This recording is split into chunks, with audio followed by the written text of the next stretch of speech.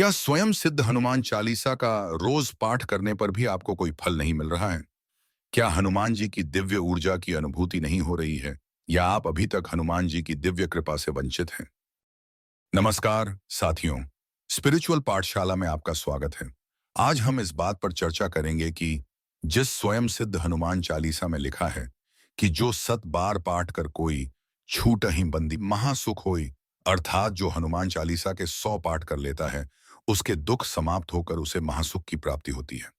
उस हनुमान चालीसा के वर्षों तक पाठ करने के बाद भी क्यों आप हनुमान जी की कृपा से दूर हैं? क्यों आपको हनुमान जी की सहायता नहीं मिल पा रही है? आइए जानते हैं कि ऐसा क्यों होता है। आखिरकार हनुमान जी, जो दिव्य ऊर्जा का अनंत स्रोत है और जो अपने भक्तों की मनोकामना पूर्ण करने के लिए हमेशा तत्पर रहते हैं, उनकी आराधना करने पर भी उनका आशीर्वाद क्यों प्राप्त नहीं हो पाता है? और ऐसा क्या करें कि हनुमान चालीसा के पाठ का फल अवश्य और शीघ्र मिले? आप जानते ही होंगे कि हनुमान जी बाल अवस्था में अत्यंत ही नटखट बालक थे, जो कई बार अपनी शक्तियों का इस्तेमाल अपनी शरारतों से दूसरों को परेशान करने के लिए करते थे। एक बार उन्होंने अपनी शक्तियों का प्रयोग करके ऋषि मुनियों की तपस्या में विघ्न डालकर उसे भंग कर दिया, जिससे ऋषियों ने क्रोधवश होकर हनुमान जी को श्राप दिया कि उन्हें उनकी शक्ति का विस्मरण हो जाएगा। वे अपनी सामर्थ्य भूल जाएंगे और जब तक कोई उन्हें उनकी शक्तियों को याद नहीं करवाएगा तब तक वह अपनी सामर्थ्य को नहीं जान पाएंगे।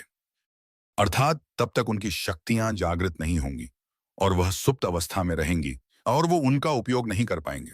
बाद में जब भगवान राम माता सीता जी की खोज में अपने दूत को समुद्र पार लंका भेजना चाहते थे, तब सबसे पहला सवाल यही था कि कौन जाएगा?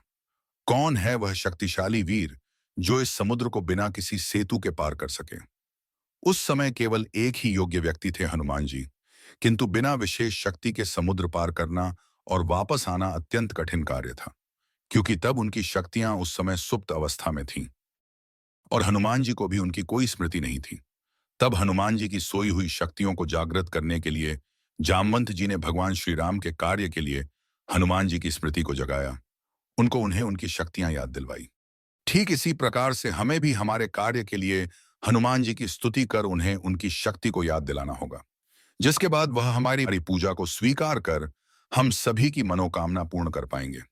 तभी हनुमान चालीसा का पाठ पूर्ण फलित होगा और हनुमान जी दिव्य ऊर्जा की वास्तविक अनुभूति होगी और हम उनकी ऊर्जा के प्रवाह को जीवन की हर दशा और दिशा में महसूस कर पाएंगे।